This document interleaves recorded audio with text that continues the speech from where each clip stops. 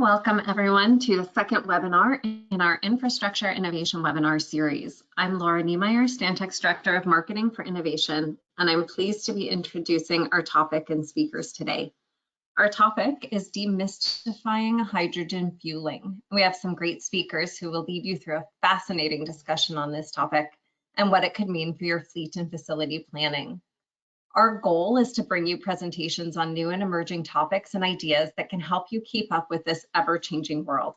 Keep an eye out for invitations to future webinars in our series, including our next webinar on October 21st, which will explore big data and visualization techniques. And now back to the topic at hand. I promised you some exciting speakers, so let's meet them. Pietro Desano is a subject matter expert in hydrogen refining and petrochemical at Stantec, with 35 years of helping clients navigate and energy changes. Reb Guthrie is a principal and discipline lead at Fuel Solutions, Inc., where he's worked on more than 170 fueling facility designs over the last 25 years. Aidan Manicherry is an engineering consultant with the Center for Transportation and the Environment. He's been the program manager for more than 20 hydrogen fueling facilities. And last but not least, Sasha Pejic is a principal at Stantec, developing innovative transit solutions for clients and communities as our global bus and transit advisory lead. Over the next hour, this team will cover the following topics. Pietro will review some general concepts around hydrogen supply. Reb will discuss fueling, storing, and dispensing hydrogen. Aidan will then share lessons learned from on-site production before passing it over to Sasha to review the business case for hydrogen propulsion. We'll then turn the mic over to Jenna Toomey, who will lead the Q&A portion of this webinar. Please feel free to enter questions into your dashboard at any time, and we'll address them all following the presentation. And now over to Pietro. Morning, everyone. Or I guess it's afternoon for some people. Thank you for allocating a bit of your time to us. It's a privilege to be here, and hopefully by the end of this session, you'll have more questions than answers. But we would be more than glad to answer them for you at any time. So what I'll be doing today is highlighting a bit of what globally, what hydrogen concepts that we need to understand and how it fits into markets.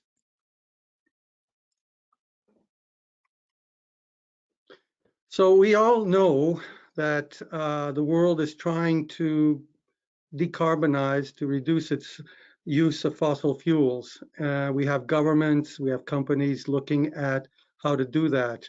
They are doing it through their company ESG committees or commitments, and governments are also implementing mandates or looking at regulations, carbon taxes as such. Stantec has looked at this more from a services point of view, and we've looked at providing services in industries and markets where they would have the most impact on their companies, but also on their business and on the world. And we've broken it up into the different arrows there that you see, the different branches that you see on the circle. We have a hydrogen service where we're looking at production and building of plants and units. We have geothermal expertise. We deal with petrochemicals and chemical companies that are trying to reduce their carbon footprint. We also help the LNG and the LPG industries as an alternative fuel. Yes, it's still a fossil fuel, but they're cleaner ones than using, let's say, coal. There's alternative products in plastics, from plastics to carbon fibers. We're looking at the renewables through the use of solar or wind energy, sometimes even hydro. And we're also into the biogas and biofuel spheres. And when we've dealt with all of these customers and all of these industries, we come to the realization that there's no single answer to reducing the carbon footprint and for using hydrogen. It's very much customized to customers' needs or a producer's needs for its markets. What we do say to people, what our approach is, that it has to be holistic. You have to look at it from a value chain point of view, from where your service or product starts and how it is delivered to and used by your customer. You'll see throughout the presentation how we're looking at things from that value, diverse value chain evaluations, whether it's for the mining industry or the ammonia industry or the mobility industry. And most of this presentation that you'll see here today is focused on the mobility industry, but we do take that approach as from a value chain point of view. There are two very important dates that we need to understand, 2030 and 2050. A lot of the mandates, whether in Canada or in Europe, not as much in the United States, do target an intermediate amount of reduction by 2030, and then to meet COP26 and potentially Paris Accord targets, there's the 2050. Different countries will have different targets, but those are the ones we see most of our customers and most of the industry and most of the countries dealing with. Whatever we do or whatever has to be done, we have to have a basis of economic value. You know, you can't decarbonize for the sake of decarbonizing if you're not going to be in business over the long term. And that means having resilient solutions that are going to meet long-term benefits and meet long-term targets. So what is the potential market for hydrogen? And we've looked at many, I must admit, many different types of studies, and they all have different assumptions. They all have different time frames. They all have different ideas of technology adoption. But we found that this one, the one we're using here today, from Bloomberg from March 30, 2020, had a good approximation, had a good assumption of how hydrogen was going to be adopted. Today we have 70 million metric tons of hydrogen that is produced and used. It could grow up to 187 million metric tons if hydrogen is adopted with weak policy and a very slow time frame. Or, based on their assumptions, if it is adopted very aggressively with strong policies and mandates, it could rise up to about 700 million metric tons. That was in March of 2020. And in July of 2021, that same company, Bloomberg, redid their work, and they increased the maximum amount of hydrogen to 1,310 million metric tons. So you can see that they probably thought they were wrong, but the trend is that it's going to be used. Hydrogen now, it's not a question of if, it's a question of how and when. And we truly believe that, because the number of projects we've seen, the number of projects we've worked on, and the number of projects that are listed across the studies and the ones that we've done all indicate that that's where it's going. So we'll get into more detail as to how hydrogen is produced, but it's also important that we link the production processes to the markets. On the right, you'll see a list of 5 sections of how we've broken up into markets. And there is a link, because different markets will require different amounts of hydrogen and different conditions. So the 2 types of production processes are electrolysis-based. That is essentially electrolysis of water. We put electricity in demineralized water, a cathode and anode, and you have hydrogen on one end and oxygen at the other. And if you're using renewable electricity, we can call that green hydrogen. A fossil fuel-based, usually with natural gas technologies, are essentially 95% of the production processes in the world right now. 45% of it with natural gas, and the rest being different types of fossil fuels. These are much more optimized, much more for very large volumes, not at high pressure, but mostly large volumes. And what I want to say with them is that if you want to capture the CO2 from these technologies, you're going from being a gray hydrogen to a blue hydrogen. That's the 3 definitions that we have. We have the green hydrogen for electrolysis, gray hydrogen for fossil fuels without carbon capture, and blue hydrogen if you do capture the carbon, the CO2 that's emitted and sequestered into the ground.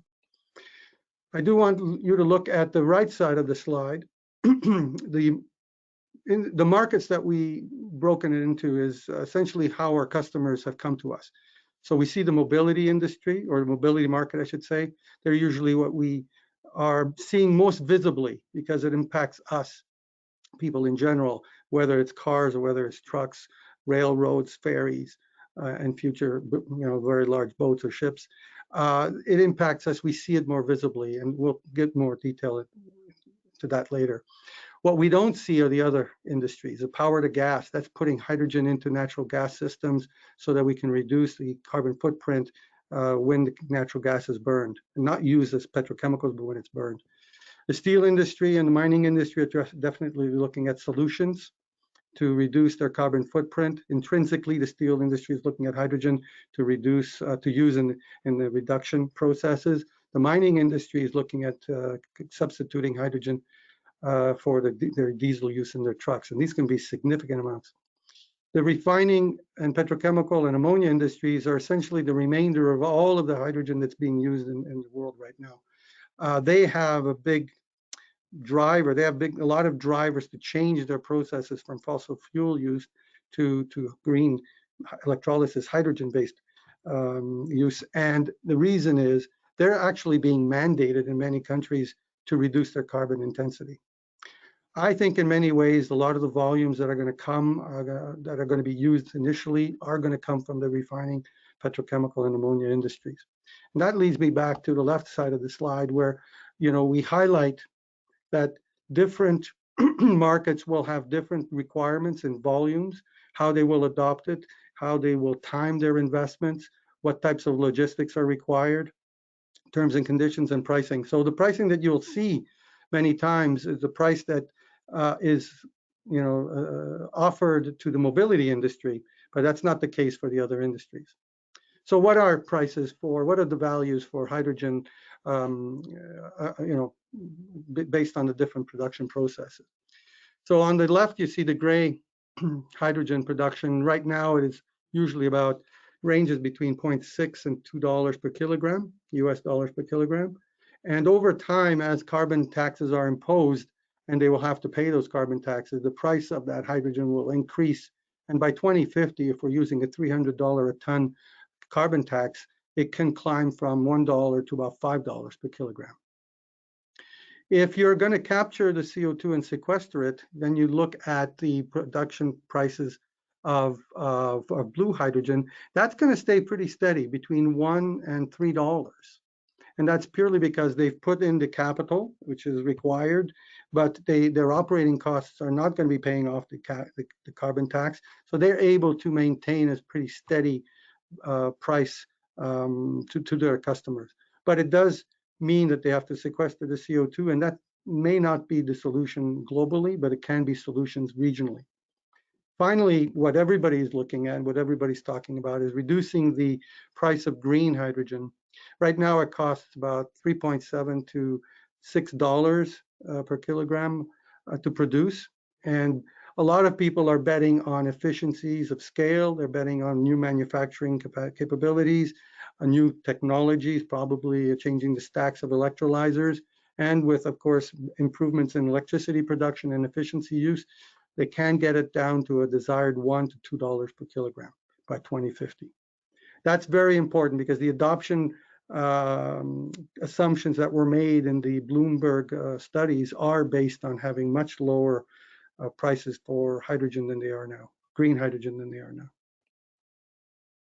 So I mentioned we look at hydrogen use in a value chain point of view perspective. And we believe that you have to have a robust supply chain in your whole system. You have to look at it in this manner.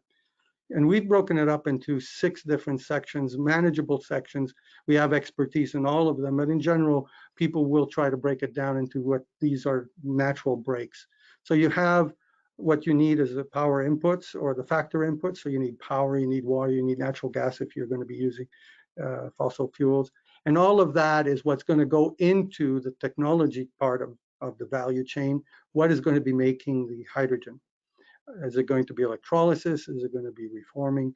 So, and what technologies within those two are going to be used? They're always compromising between CapEx and OpEx. Finally, once you've made the hydrogen, and if you're using reforming technology, you have also made CO2, those streams have to be handled, they have to be compressed, and then finally they have to be stored. Do you store either the hydrogen or the CO2? The CO2 has to go underground, that's for sure. But the hydrogen, you have a choice. Do you store it above ground or below ground? And you have the choice if you can go below ground if the geology is appropriate. We have partners that we use that help us understand the geology, and that we provide that as a service to our customer base. And so that is covered. But what is the size and how much money do you want to spend? That is going to be dependent on your customer offtakes and your production decisions that you've made. And the storage is essentially the buffer to give you backup, but also to allow you to have continuous production and continuous servicing to your customers. Finally, how do you distribute the hydrogen? Do you distribute it through pipelines, through trailers, by trucks? It all depends, and we'll get into that. Reb is going to get into that in more detail. It all depends on who you're dealing with and what their needs are and what your response to their needs are. Now, we include the filling stations as part of this webinar, and it also depends on the different markets that we will look at. Finally, I do want to highlight that we have references across the whole value chain in water systems, in renewable power, with utilities. We're helping them understand electrolysis versus steam methane reforming and how they inject hydrogen into their systems. We have compressor experience, we have pipeline experience, we have storage experience with our partner. And then finally, we have filling station experience across North America, specifically in California and Ontario. And with that, I'll leave it to Reb.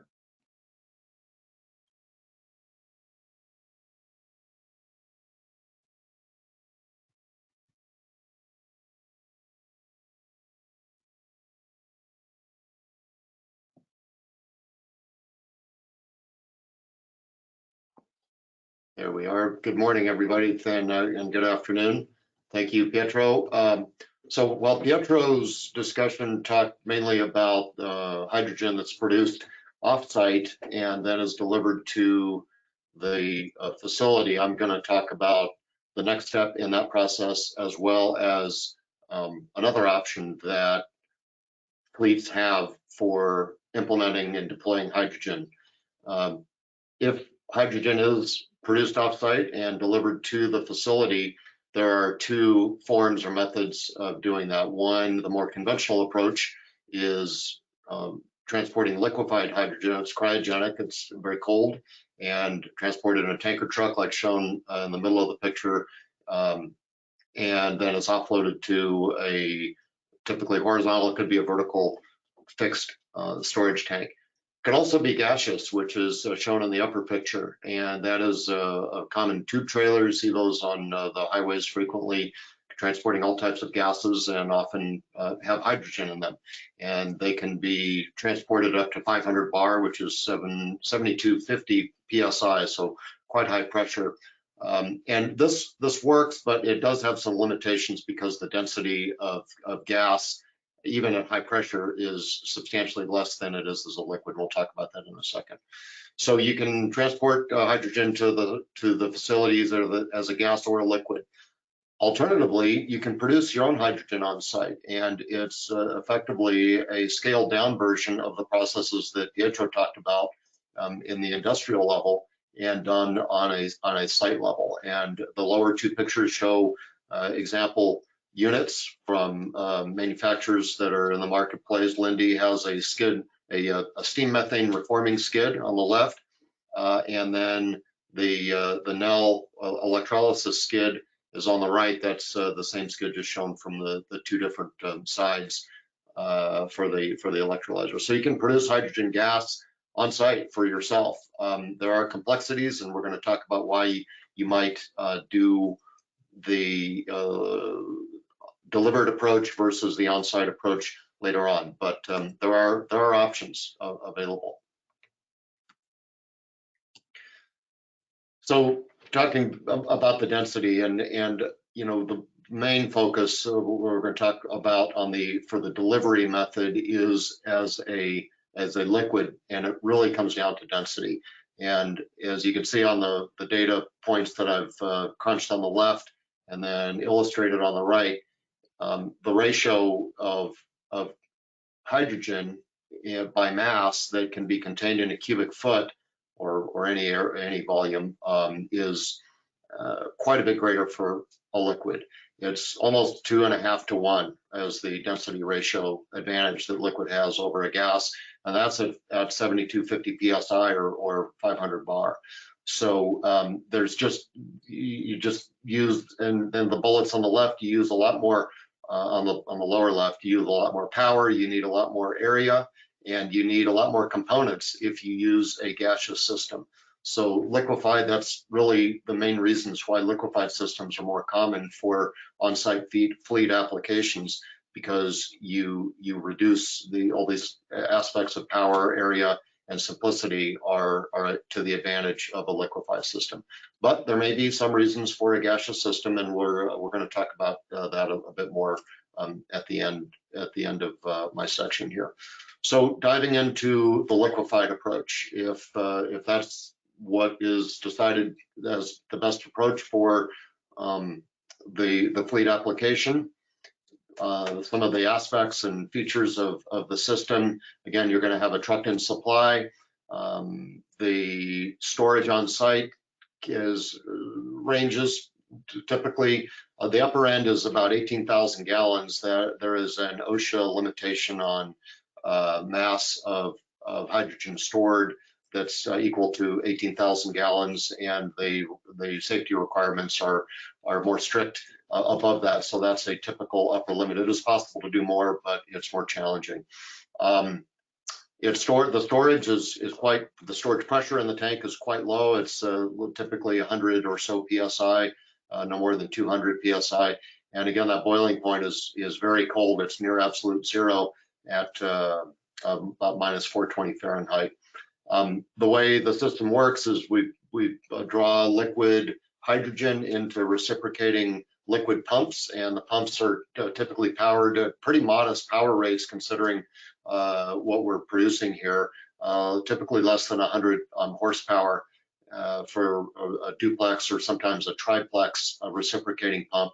And in a transit application, you might have a common application is to have one pump per dispenser lane in kind of a 1-to-1 ratio there. And though they discharge high pressure liquid for a transit application about 6,000 psi roughly, we typically will have a spare pump. These pumps are fairly robust and reliable, but because of the criticality and the failure point in the pumping, and they do need maintenance and so on, we'll typically have one spare. So if we have, say, a 3-lane facility with 3 running pumps, we would have 4 total pumps with the one being a rotating spare. The high pressure liquid comes out of the pump at the sort of 6,000 psi, run through. You can see on the right here, this is a facility in Orange County Transit. On the behind the tank, storage tank, those are just basically ambient radiators. The liquid comes in at one end as a liquid and runs up and down through the tubes and with fins, and comes out the other end absorbing ambient heat, and comes out as pretty close to ambient temperature gas at the downstream end. Then from there, anybody familiar with CNG fueling, it's really quite similar from there in that we have an intermediate buffer, high pressure storage, where the high pressure gas is small amounts, maybe 3 to 6 to maybe 10 tubular vessels. And then it's redirected to the valve panel is going to send the storage, the high pressure gas either to the storage buffer or to the dispensers. We do ironically need to then chill the gas before it's dispensed.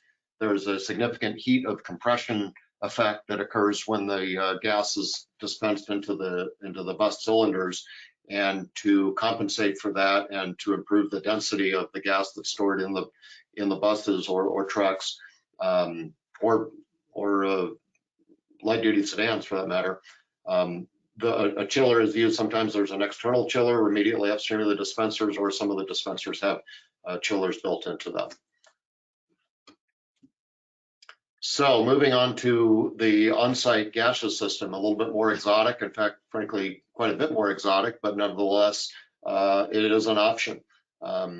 Here, again, we've got our Linde SMR unit above, and then the electrolyzer, electrolysis-based system skids shown below. Steam methane reforming coming from natural gas or water electrolysis. Both of these systems, their utilization or their output rate is relatively low. And because these units don't make a lot of hydrogen gas on an hourly basis or a daily basis, and because they're very expensive and relatively large, they need to run 24 hours a day in a typical approach. And that is particularly challenging for the steam systems. They have typical steam methane reformers have a limited number of turn down cycles, or really heat cycles. They're running at a higher temperature, and they only can heat cycle. Typical is, let's say, 50 heat cycles for its entire lifespan. And then the catalyst tubes have to be replaced after they've gone through 50 heat cycles. So once you start it and get it running, you want to keep it going. And that does present a bit of a challenge in a facility where we're only using fuel or dispensing fuel, and let's say in a transit application, only 8 hours a day, but you're producing it 24 hours a day. So what do you do with the hydrogen that you're producing for the remaining 16 hours? You got to do something with it. What you do with it is bring it, this upper arrow is representing the hydrogen coming from the either SMR or electrolysis system we talked about previously, and this is a high pressure compressor system that then compresses it, and we store it on site in a very large, typically, and I mean, it depends upon how much usage you have, but this particular illustration shows 144 cylindrical tubes that are each about 39 feet long. There's 12 sets of these here, and each set is three tubes wide and 4 tubes tall. So there's 144 tubes represented here, and I'll describe in the next slide, you know, what that means in terms of an application. So if we were applying that consumption, this would be appropriate. This is a feasibility analysis that Fuel Solutions recently completed. For 120 fuel cell buses, they need the amount of hydrogen in a day that's produced and stored in the high pressure storage. So if we were using a liquefied solution, that is represented in the upper diagram here.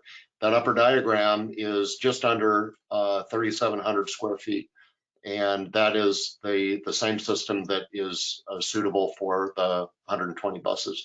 Conversely, if that same 120 fuel cell buses were fueled using hydrogen that's produced on site from a SMR system, a much larger array or equipment yard of over 11,000 square feet is needed for the same performance, for the same, and really you can see not only do we have a significant area required for the storage tubes, but we've got the large SMR skids. These are the compressors, the hydrogen gas compressors.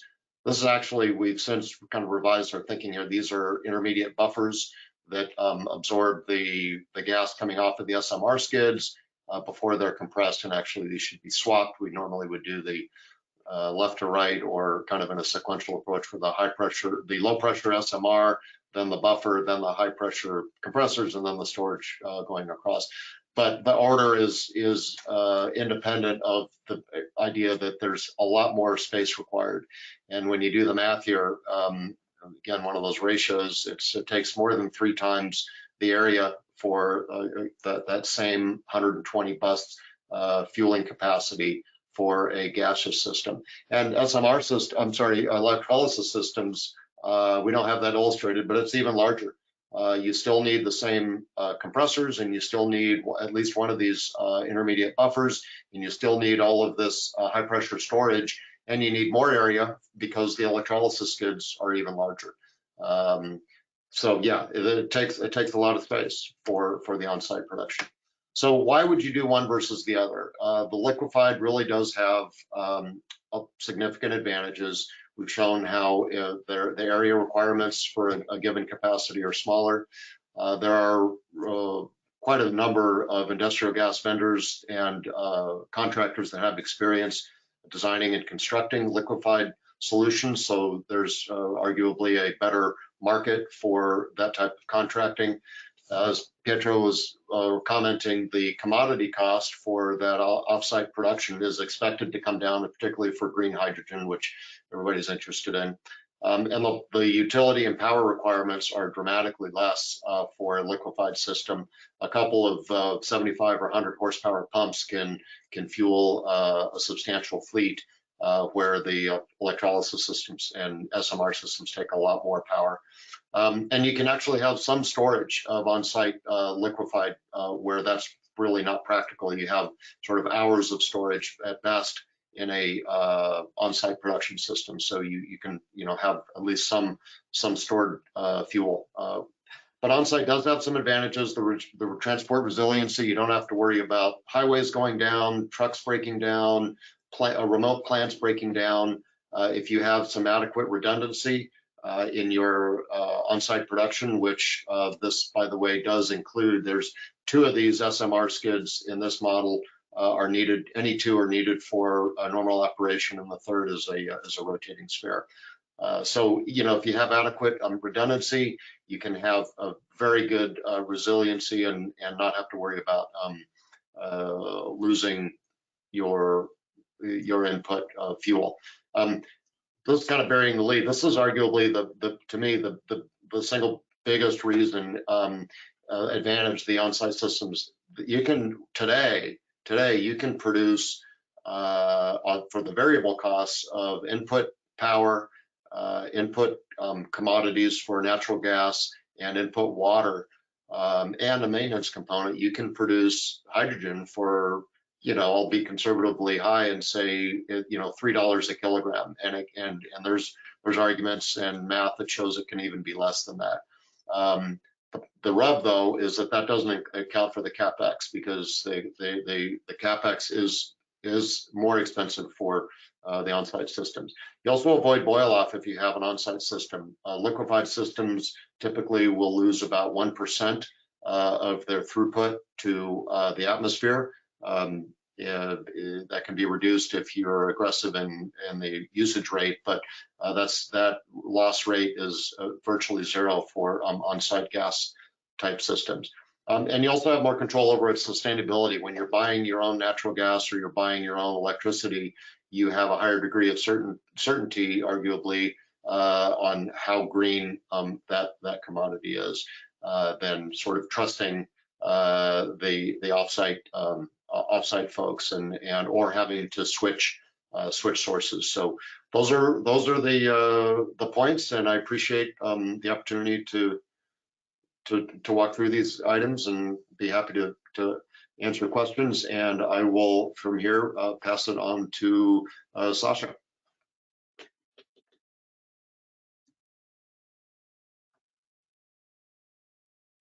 Oh, sorry, Aiden. Pardon That's me. okay. No worries at all. This is Aiden Manacheri. Good morning, everybody. So I'll be discussing some of the lessons learned in real-world applications of the on-site production option that Reb was mentioning.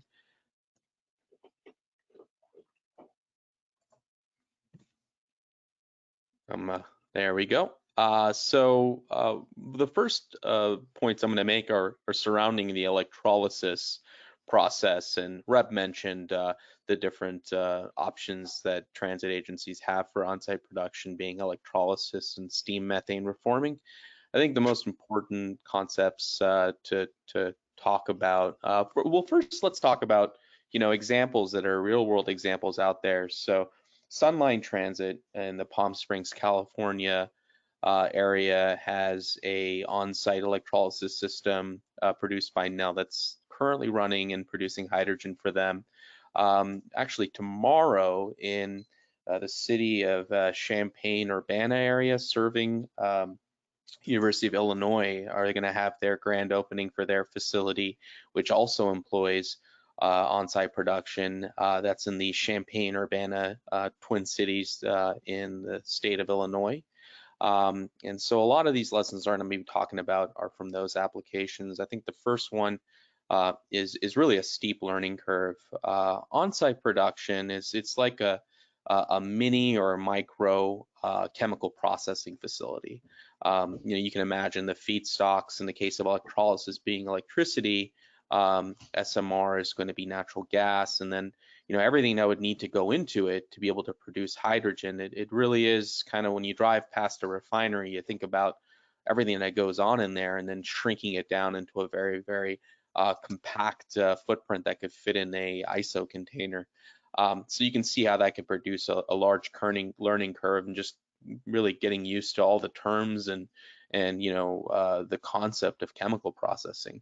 The high power costs are pretty significant with electrolysis. Right now in the industry, we're looking at about 60 kilowatt hours per kilogram of hydrogen production for a super small scale production for electrolysis. And the difficulty in bringing these utilities to the site to perform these chemical processes can be somewhat daunting to somebody who's not had to deal with those kind of utilities in the past. An example is the electrical power. These electrolysis systems, to stay efficient, typically operate on what we call medium voltage, which is around 12,000 volts. Just to give you some scale, that's the voltage here in the United States that we typically have available on the 20, 30 foot power poles that you see running down your street. So it's actually not transformed down to a lower voltage, it's used at that voltage. So often we run into cases where the local utility doesn't have the power that we need available, and so they'll have to string additional poles or create more capacity, or have to pull from a separate substation than the nearest one we have available. Water also is a consideration. We need a 1-inch water meter, so we have to keep that in mind. That's not something that's typical of a fueling facility, but in this case, obviously, we need water to produce the hydrogen molecules we need by breaking H2O into hydrogen and oxygen. So I think the main point I want to make here is the need for a very strong integration engineer. I think the first thought most agencies have is, can we go and buy all the equipment and kind of piece it together like Legos? And I find that the technical complexity and the significant scope gaps that can be found between the various pieces do require a very strong and experienced integration engineer, typically the same engineer that would be doing your site layout and producing plans to submit to the local jurisdiction. So some of the lessons learned on the EPC contractor side, I think that a lot of the companies that are producing, documentation for this type of equipment, leads you to believe that it's a bit of an off-the-shelf solution. In practice, they're 100% custom. There's only so far you can do in pre-engineering. Each location in the United States is going to have different ambient conditions, winter, summer, and all of the cooling systems that are involved in producing hydrogen are going to have to be tailored. The actual footprint of the coolers, for instance, could grow and shrink considerably just depending on what part of the country you're in. So each one of these units is 100% custom designed, custom engineered, similar to how you would expect a refinery to be custom engineered. And the technical documentation as a result is often lagging. You may purchase one of these packaged equipments, and it may not be very clear that technical documentation could be anywhere from 4 to 8 months away from when you make the initial purchase order. And you can imagine what the cascading effect of that would be. You basically are guessing on a footprint and on a lot of mechanical and electrical technical details until you get that pre-engineering done on the equipment. Lastly, I'd like to touch on steam methane reforming. So for fueling applications, and I want to be very specific to that because steam methane reforming is still the primary means by which hydrogen is produced across the country, as Pietro mentioned. However, for fueling applications, bringing that refinery scale down to a micro size is pretty difficult. And obviously, you would have to procure RNG, renewable natural gas, from a renewable source to be able to produce green hydrogen using an SMR technology. Feedstocks would of course have to be sourced from a renewable source. There are very few applications for fueling that utilize steam methane reforming. They do, on a relative basis, they do require more maintenance than your typical electrolysis system. And they do tend to show wear a little bit sooner than what you would anticipate to see on an electrolysis skid. There is definitely moderate capital savings, though. I would say, just to use a rule of thumb, steam methane reforming system that produces the same output, same, let's say, kilograms per day, is going to be about 2/3 the cost in capital of a competing electrolysis system. But there are significant savings on the operation side. So when you consider the cost of natural gas as a feedstock, it still is relatively low, not as low as it used to be. But the cost of electrical power for electrolysis is, dwarfs the cost of the natural gas feedstock necessary for steam methane reforming. So overall, I think employing a steam methane reformer over electrolysis system is going to be more of an economics decision. Areas of the country where electrical power is cheaper tend to lend themselves more to electrolysis. And also, there are also regional differences in cost on natural gas, so that does come into play.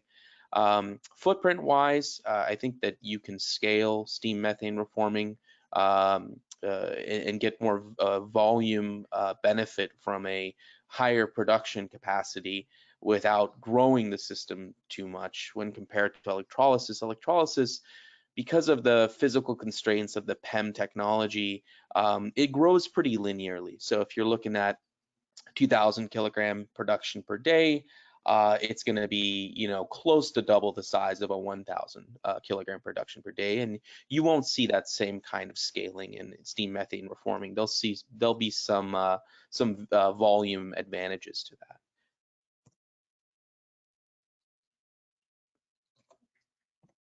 And with that, that's the conclusion of my presentation. So I will turn it over to Sasha. Thank you, Aidan.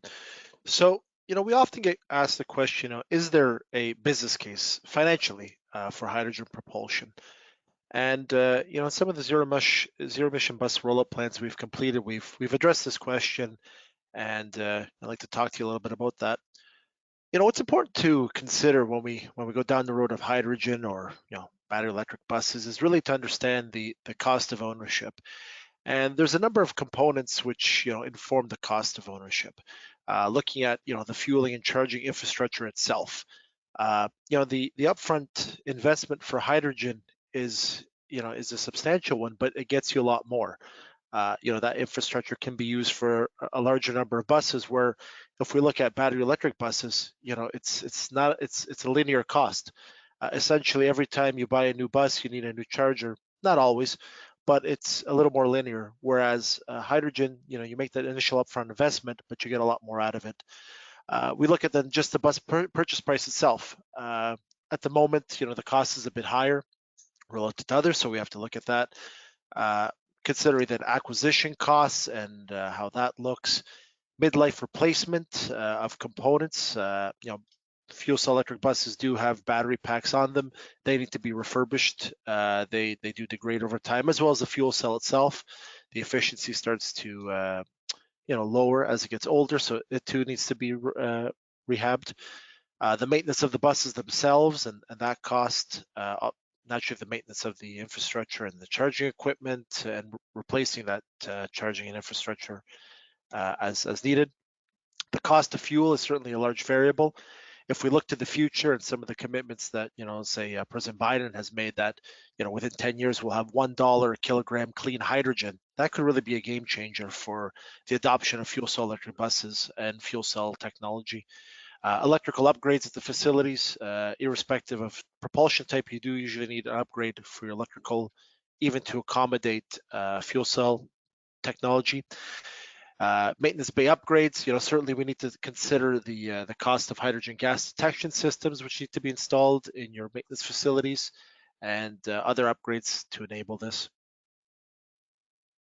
So, from a recent project we did in Southern California, we looked at some of this, and we compiled the cost of ownership, and we looked at two different fleet concepts. We looked at one which was all fuel cell electric buses, and one that was optimized for a mixed fleet of both battery electric buses, 65% in this case, and 35% fuel cell electric buses.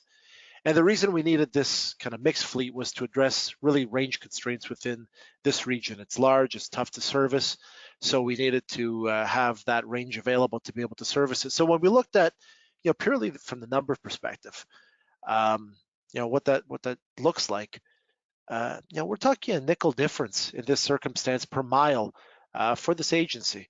So you start to think, well, it's only a nickel per mile, and really, what am I getting? You're getting one homogeneous fleet type in concept A, and fleet type B, you need to maintain two different types of vehicles. You have to educate your workforce on two different types of vehicles. So you start thinking about, well, what is the qualitative story? And, we looked at that. We start looking at, irrespective of fleet concept, what upgrades are needed for fueling a facility. In this situation, they have two divisions. Both of them would need upgrades for the hydrogen fueling infrastructure, certainly, and the gas detection systems. But then when you consider fleet concept B, you now have to add on all the additional battery electric components, which are not required under fleet concept A. You then look at training, and I briefly touched on it. You're having two different types of technologies you need to train your work staff and also local fire and emergency response personnel to be able to address both. So that too has additional qualitative cost. Operationally speaking, fuel cell electric buses are a lot more straightforward. They have ranges that are more, more similar to what we know today from internal combustion engines. I mean, it's still not a one-for-one replacement, but it makes it much more straightforward to be able to plan for those vehicles and the integration within your transit agencies. But when we start looking at other qualitative criteria, such as scheduling and planning, fleet concept A really does present the simplest scheduling consideration and reblocking. It's very similar to the operations today, and really makes that much more applicable. Looking at operations and dispatching, again, very similar to legacy internal combustion engines and the way they operate and the way that they are dispatched. Training and agency-wide adoption, I mean, there's less training required with a homogeneous fleet. When we look at technology availability, there are more battery electric bus OEMs at present, but we're starting to see a lot more traction gain on the fuel cell side. So once we have two different types of buses, we also have to consider keeping spare parts on hand for both types of vehicles. So you need more space than in your maintenance facilities. So it's just to say there's all these different aspects we need to consider. We touched on the cost of ownership, and at the end of the day, in this circumstance, what we saw is just under 2% cost. That's a little bit higher for fuel cell electric buses, but when you consider all of the qualitative benefits that come with the approach, in this situation, the scales tipped in favor of fuel cell electric buses.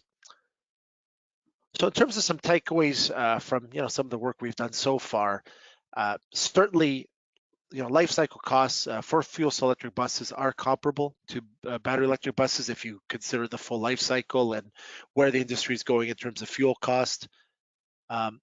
Certainly, cost is an important part of the assessment, no question about it, but it is only one part of the assessment.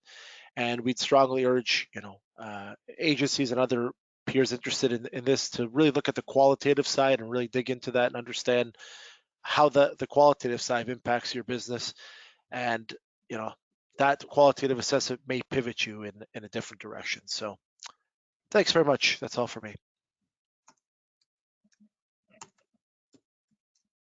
Thanks, Sasha. Thanks to all of our speakers today. A lot of really great information. And we do have quite a few questions that I want to dive into for our panelists to address. So panelists, when I call your name, if you could turn your webcam on and answer the question, that would be amazing. So the first question I have here, it's for Reb. What are the disadvantages of installing the 18,000 gallon storage tank underground? So could you repeat the question? I didn't quite hear that, Jenna. Sure. What are the disadvantages of installing the 18,000 gallon storage tank underground? So you get asked Orange County Transit about installing cryogenic tanks underground. They did, I guess, with modest success, do it at 2 of their facilities for liquefied natural gas in the early 2000s, late 1990s. And it's frankly very technically challenging. The end connections on the tanks where the hydrogen is drawn in and supplied need to be accessible. The tanks also need to be maintained from time to time with vacuum being repulled. So that was the only application of an underground cryogenic tank that I'm aware of. And it didn't last long, and they soon, well, they did have it in service for a few years. They soon replaced it with a conventional compressor-based CNG system. So it didn't prove to work over the long term. I'd invite Pietro and Aidan perhaps to add any other industry background on the many challenges with burying or setting cryogenic tanks underground. Yeah, I agree with everything you said, Reb. Cost, I think the technical challenge ultimately leads itself to cost. The other issue I've seen is that during operations, the personnel would have to have a spotter buddy and go down the rabbit hole of confined space considerations. That's been something that typically dissuades people from taking that option. Okay, thank you. And from my point of view, if you're going to be storing liquid underground, you're going to have to look at different ways to manage a heat wave into the system. If you're going to have some sort of heating going into the system and you can't control it, then that creates an enormous expansion, which can be more dangerous than if it was only allowed to dissipate into the air. Air dissipates quite quickly, quite easily into the air as part of the boil off, and you're able to see that. But if you're having a heat wave system, some sort of heat coming into the underground tank, you may not be able to control the expansion coefficient. So that's something to really consider. You have to understand the underground hydrogen systems that are being used now, that are hydrogen being stored underground, are all gaseous, not liquid. Okay, thank you. Our next question is from Ron. He's asking, he said, I spoke with one liquid supplier and they will not provide hydrogen to anyone that does not provide the system. Is this true with all liquid hydrogen suppliers? Reb, you want to start with that one? You want to start with that one and I'll go after it? So that is a common starting point, I think, in the discussion with industrial gas suppliers. And some arguably will hold to that more firmly than others. But frankly, I think that and that's the way they would prefer to do it. But I think the market is changing, and that there's going to be more flexibility, and there are certain limitations and asterisks and so on will apply, but I think that it will be realistic to have a system designed and constructed by one industrial gas contractor, and then perhaps in future years have the commodity supplied by an alternate. But Pietro and Aidan, what's your input on that? Yeah, I would say I think a lot of the reason why you see that today is that that's how industrial gas is sold. Usually industrial gas suppliers will, provide you the vaporization equipment, the tank, and then deliver to those sites. But in the fuel industry, as an alternative, fuel is treated like a commodity, and the codes and standards will keep up with how that system is used over time. So I think that you'll see any kind of complaints in the industry about safety using one piece of equipment versus another will be solved in the codes. And so I think a lot of those concerns will go away over time. Nothing to add. I think you both covered it from a business model and a technical point of view. Okay, thank you.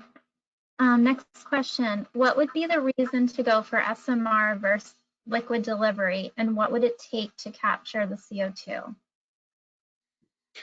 Well, SMR, I mean, I think it comes down to the appetite for maintenance, and Aidan really kind of drilled down on that the SMR units in particular, even though they're the less expensive mode for producing on-site hydrogen, in air quotes, they're messy. They have even if you don't heat cycle them on and off, the fact that they're hot a lot does present maintenance requirements and space. I mean, I illustrated in my slides, it's a 3-to-1 ratio of space requirements, roughly. I mean, your mileage may vary based on your actual needs, but it's a substantially larger amount of space, I think, is the big driver on that.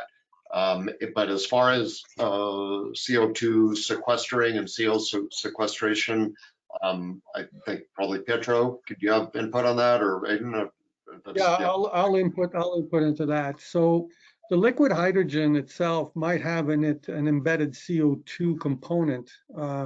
If the steam methane reformer or the production of the liquid hydrogen was made by steam methane reforming some kilometers away, then the industrial gas company or the supplier of that hydrogen has to give you a certain level of comfort that he's doing the best he can to reduce the carbon footprint. If he's able to sequester the CO2 at his site and capture it and sequester it, well, so be it. If you're going to produce it like through electrolysis, then the carbon footprint has to be given to you as a certificate that say that they're using only renewable power. Now, if you're planning on using your own on-site, most people are looking at renewable natural gas from a biogas or in some way produced through recovered CO2 and methanation. And so you're going to reduce your carbon footprint in that manner.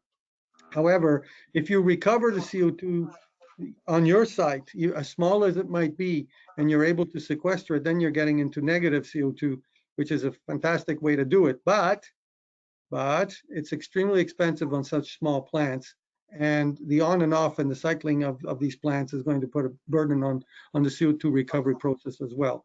So there are pros and cons. We'd love to be able to help you understand it better, and it's not easy. You have to really understand what you're going for in terms of CO2 mitigation. Yeah, I'll touch on 2 quick points on some really neat advantages of liquid hydrogen. One, a little more obvious, is pumping the liquid prior to vaporizing it. Huge reduction. I think Reb mentioned that in footprint versus a big clunky compressor.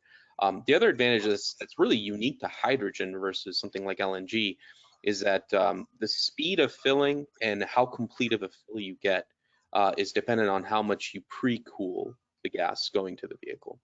And by going with liquid hydrogen, you can actually pass that gas back through the vaporizer and reduce the temperature going to the vehicle without having to employ a separate chilling system. A lot of equipment manufacturers do provide separate chilling systems. It's definitely required for a gaseous system, let's say for 700 bar. If you don't employ one at all for 350 bar, it's possible, but you may see speed of fueling and complete fill issues. You'll see disadvantages in those.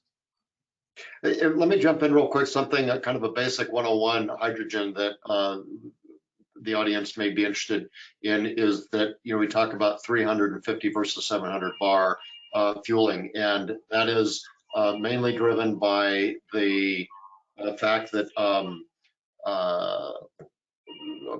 transit buses have a much larger capacity for holding cylinders all along the roof of the buses. And for that reason, they can carry more than adequate capacities for hydrogen on the roof at a lower 350 bar, 7250 PSI storage pressure. Conversely, light duty vehicles, they have much less capacity for holding storage cylinders on the vehicle. So they're typically charged at the higher 700 bar storage pressure, because we're trying to get absolute every kilogram, tenth of a kilogram of hydrogen on the vehicle. So there is a difference in the storage pressures for bus versus light duty applications. Great, thanks you guys. We do have several other questions, but we're going to answer those directly via email because we are at the hour mark. But I want to thank everyone for joining us today. I want to thank our speakers for an excellent presentation. I'm going to send a follow-up email out with a recording of this webinar. And if anyone requires a certificate of completion for this, you can just respond back and we'll get you one of those. So I think we're going to wrap this up, and thank you to everyone. Appreciate your time. It was a pleasure. Thank you.